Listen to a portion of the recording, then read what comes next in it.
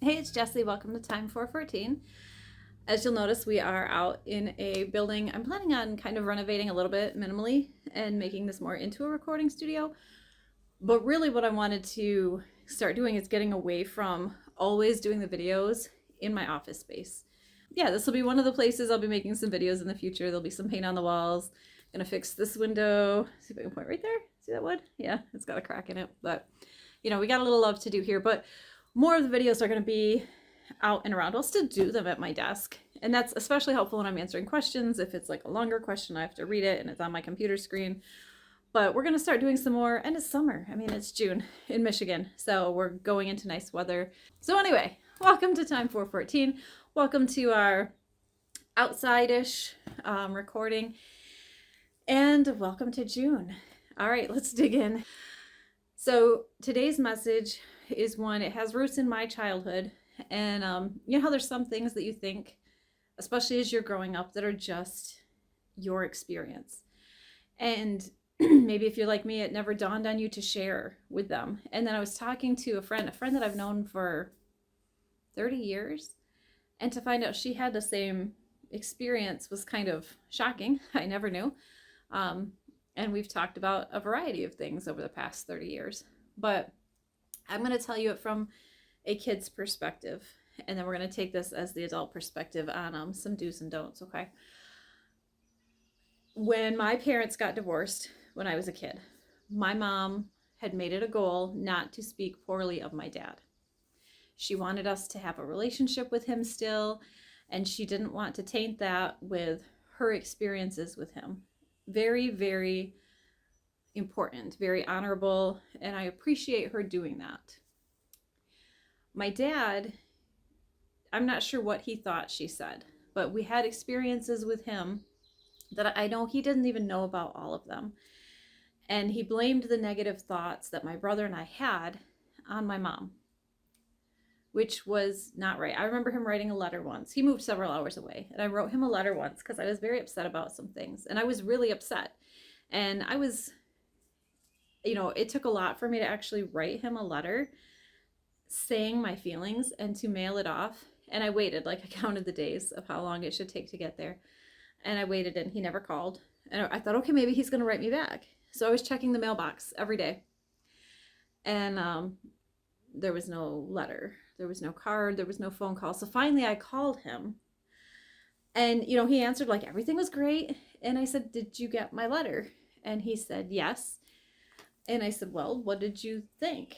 And he said, it sounds like a bunch of lies that your mom told you. And that was that. And I felt completely unheard, unvalued, everything. He didn't know. She wasn't lying to us about him. She wasn't telling her truths of her experiences in their relationship.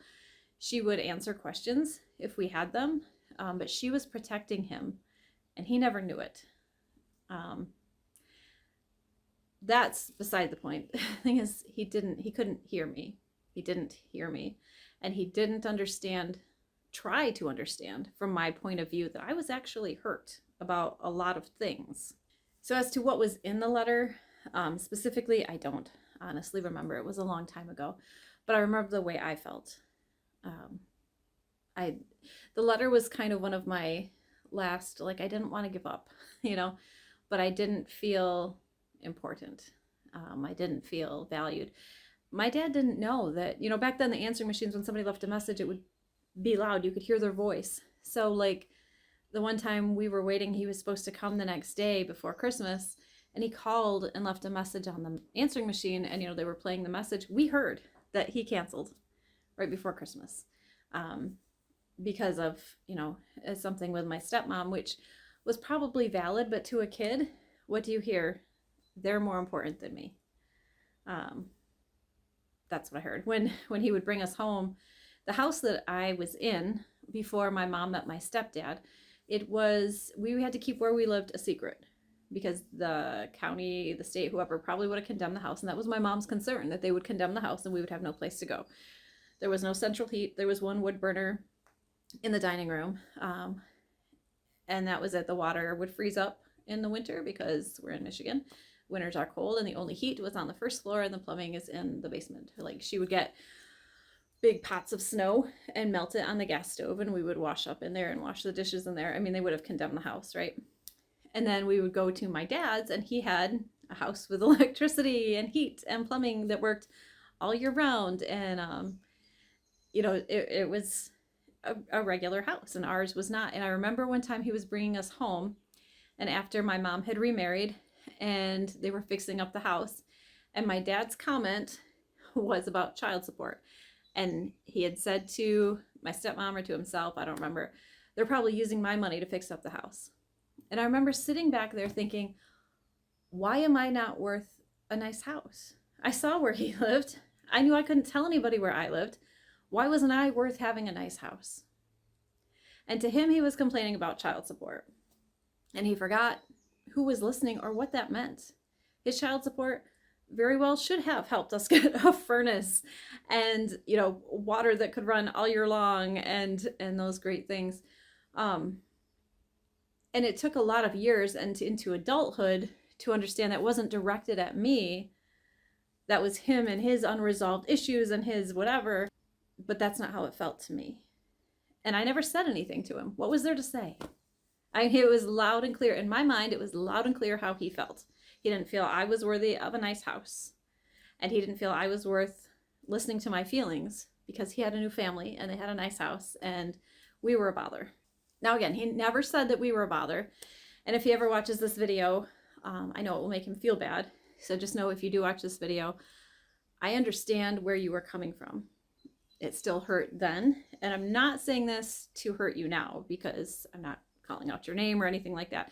This was how I felt. And I want other adults to understand what they're doing to their kids, because it took me a lot of years, a lot of praying, a lot of things to get to a better place here.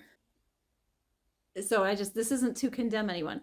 This is, I want to bring to light, because I didn't really expound on this to anyone. Why would I? Why would I bring this up to anybody that in my eyes as a child, my own dad didn't think me worthy of coming down to see at Christmas, of having a nice house, of having heat, of, listening to my feelings. This is what spoke to me. It's not what he meant to say, but that's what I heard. So I never told anybody. How embarrassing, how, self-demeaning. I mean, I worked on my confidence a lot after that, a lot of things. Anyway, so I never told anybody. And then I was having a discussion last week with a friend of mine, and she talked about her relationship with her dad, which I know has always been rocky. And he just passed away recently. So we were talking about this. And she had some of the same things. He wasn't a huge part of her life, didn't really listen, but she always heard about the complaints about child support. So parents, a lot of things to glean from here, a lot. And I know in my circumstance, I know in my friend's circumstance, I know in a lot of circumstances, I'm not giving away all the details, and they don't need to be out in internet land. And I know some people take advantage of child support both ways, like it taking too much and not paying at all. I have family that hasn't paid at all. I have, kind of distant family that took them back every 2 years or every whatever, was legal to try to get as much out, or anytime there was a raise or anytime, I understand. Okay. I'm not talking about any of that, the validity, the legality, any of that. I'm talking about what you're saying, the message you're sending to your children. What are they hearing? If you're complaining about child support in front of them, and especially the younger they are, the less concept they have of money, they're not hearing you just complain about the money. They're hearing that they're not worth you spending your resources on. So, if you want to complain about it to your adult friends away from little ears somewhere else. Vent, go hit the punching bag. I don't know. But think of if you could even imagine what your kids hear from it. Maybe you can't. And they're probably not going to tell you because they're hurt. And when they get the courage to speak up, and whether it's a letter like me, I've always been a writer, so me writing a letter was fine. Whether it's a letter, whether it's, just comments, listen and try to hear what they're saying. Some kids are manipulative, absolutely. But you as their parent should be searching for the truth in that. Don't just take it at the one thing. What are they saying to me? Are they manipulating, or is this coming from somewhere? One of my children was making snarky little weird comments to me. And I could not figure it out. I'm like, what is going on? And, it was beginning of teenage years. So I'm thinking, okay, excess hormones, excess whatever. No, that was not it. There was actually a deeper meaning.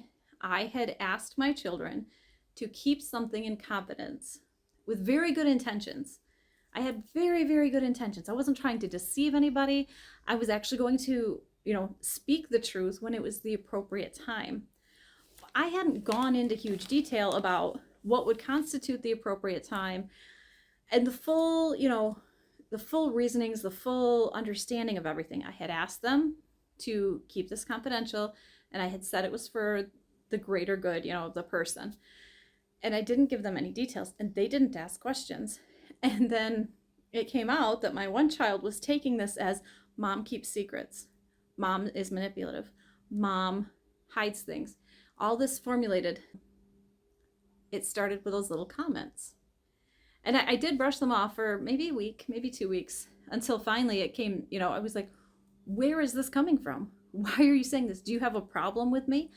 And this particular child of mine is the one that doesn't do well with confrontation. So some of it was a discussion. For those I got, no, everything's fine. No, why do you care? Blah, blah, blah, And so I was messaging, and I'm like, something is going on. And then it was one of those snarky-ish comments that really clicked what was happening. And I was like, you don't trust me. And that's what it was. I had broken their trust. I was very, very well-meaning, well-intentioned, but I had broken their trust. And then it snowballed for weeks until I figured it out. And to this day, I thank God that this light was shined on this, because I can't even imagine if this had kept going, how much trust would have kept getting broken. And I never meant anything dishonest. I wasn't, spinning a different truth while withholding this. I was just holding on to some information until a healthier time to share it. But I didn't give them enough information. I thought we were good. And that just little seed of distrust just grew and grew and grew. And it was huge in a short amount of time. Okay, so I know I feel like I'm rambling a little bit, but my big takeaway that I want to come through for today is to always have half a mind, half a thought open that your teenager or your preteen or even your adult is not, hopefully by the adult they've gotten to know you, you've built a better foundation, but even maybe you're rebuilding that foundation and you're rebuilding trust, and you really have to work on your listening. Wherever you are, just always keep the possibility open that you don't know as much as you think you know, that they're hearing a lot more than what you're saying. And it's in those moments where we think we know it all that we can drop something really big and hurt our person, hurt our child, but break that trust that we want so badly, whether it's already there or whether we're building it or rebuilding it, and we hurry and we're rushing and they say something little, or they, might not say anything at all. Maybe we say something, but watch for those cracks. Because think of a foundation of a house. When it starts cracking, you can fix it easier, right? But if you let it go and it keeps cracking and cracking, it's a bigger problem to fix. And finding out recently that I was not the only one that felt unimportant, devalued, not worth as much because of random comments from a parent venting, and then thinking about all the other areas where this comes in and the things that I've done as a parent, that were taken out of place, that weren't, none of this was meant to destroy the child. This was all, none of it was bad intentioned, and yet it did a lot of damage. So, don't go around, this is not to cause you anxiety either. You are going to mess up, and that's okay. The important part of this is to be a little more careful so maybe you don't mess up as much. And then just keep that other spot open for, did I mess up? Is something a little off? That seems a little off. Let me check. Oh, it's still off. Let me check again. Let me check a different way. Okay. Not paranoid. You just expect that you're going to mess up, that you're going to say the wrong thing at some point. Have something in place to fix that, to deal with that, to listen, to have an open door for them to tell you if they feel up to it. But also be watching for anything that might get off, for when they feel bad and they don't feel they can tell you.